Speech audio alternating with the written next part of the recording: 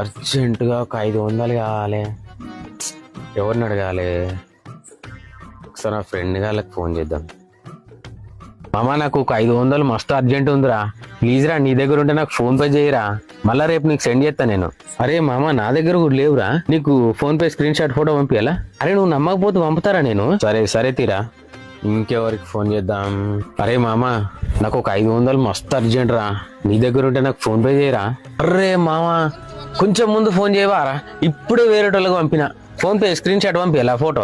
అరే నిజంగా ఇప్పుడే పంపినరా, జర్ర ముందు ఫోన్ చేస్తే అయిపోవారా నువ్వు.